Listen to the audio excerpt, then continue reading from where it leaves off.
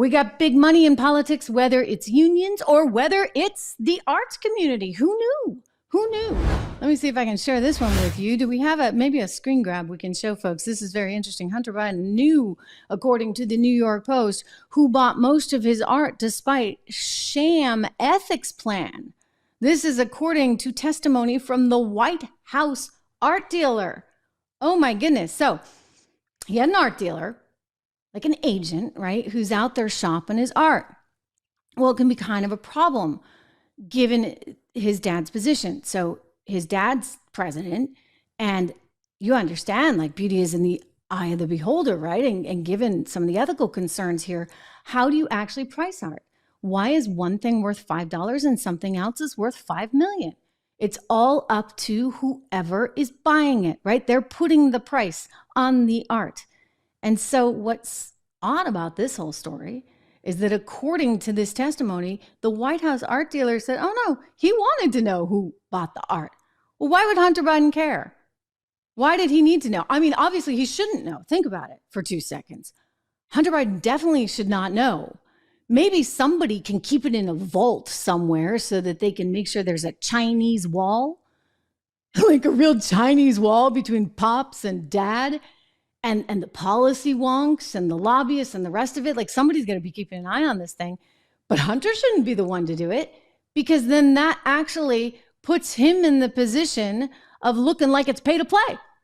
Once again, so here we are back at this. Apparently, the White House spokesperson was saying, quote, a system has been established that allows for Hunter Biden to work in his profession within reasonable safeguards. All interactions regarding the selling of art and the setting of prices will be handled by a professional gallerist adhering to the highest industry standards, and any offer out of the normal course would be rejected out of hand. And the gallerist will not share information about buyers or prospective buyers, including their identities, with Hunter Biden or the administration. This was Jen Psaki, apparently, who put out this statement. By the way, MSNBC anchor now. She used to be the press person. So then weeks later, apparently, she came out with something else, and she's trying to put a little distance between them. Well, you see, the art dealer's like, wait, what? Nobody had talked to him about this, so the White House is coming out with these statements.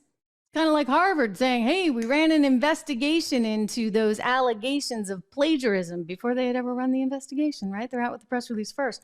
So that's going on. The art dealer's like, hey, no, actually, they never talked to me about it. And then he's out there selling art, all kinds of art. So they had 5 prints. It sold for $75K each. Here's some of his art. I don't know if this is the one that went for 75, but again, beauty of the beholder, right? Very, very subjective little business. So there were 5 of them that sold for a total of $375,000.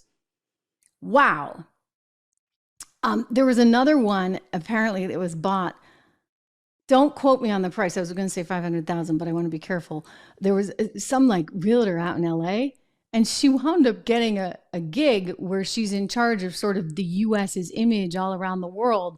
She'd been in and out of the White House simultaneously, is buying Hunter's art, somebody established in the Democrat Party. I mean, come on, like, give me an absolute break. Do you think we are morons? Were we just born yesterday? Do we not you have the ability to process that 1 + 1 is 2? I mean, he just woke up one day, started painting, was so inspired, and started selling these things off at $75K a pop. I don't think so. I don't think so. And then the poor art dealer, he's like, wait a second, I didn't ask for this, right? This is bad. I mean, it's really, really, really bad. We haven't even gotten to the bottom of the whole Ukraine Burisma allegations. And now there's this. I loved it. Elon Musk came out today and he's throwing some serious shade. I love Elon. You know what? In for the win. Here is his tweet. Somebody's tweeting the story, the Hunter Biden, New York Post, careful New York Post, you know what happened last time we went into an election season. Anyway, New York Post tweets this thing out. Elon Musk writes, a lot of super expensive art is simply money laundering. Dun, da, da. Wow. So, yeah. And yet Joe's going to tell us one thing over and over and over and over again. And, I get it. He's a father looking out for his son. I mean, if it were me, I just wouldn't be in politics because that really wouldn't be good for my son. But he's a political animal. He wanted to make it to the White House. He wants to be FDR. None of that's going to happen. I mean, he's in the White House, but the FDR thing, forget about it. Here he is telling us, my son did nothing wrong. I mean, I don't know how he says this with a straight face. Check it out.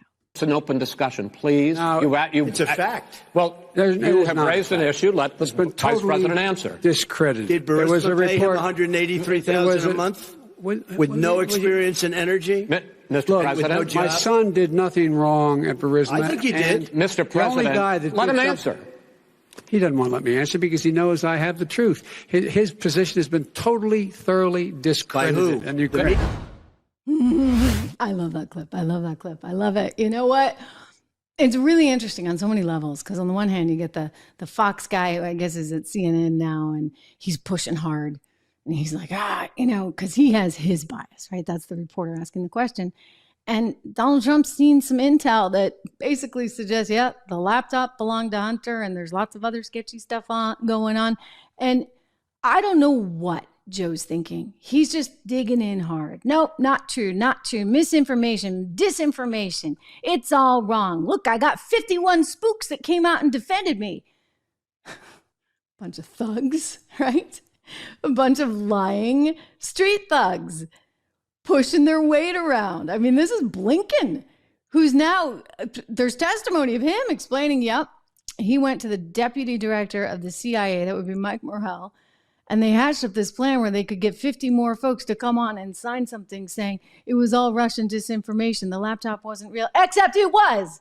It was, ladies and gentlemen. I mean, gosh, didn't we go through this already with the darn dossier? And then we had to go through it again with where did the virus originate that came from Wuhan, China? Oh, it was a wet market. Maybe it was the lab that was working with coronaviruses. Misinformation. And then you get the Hunter Biden laptop. I mean, enough already.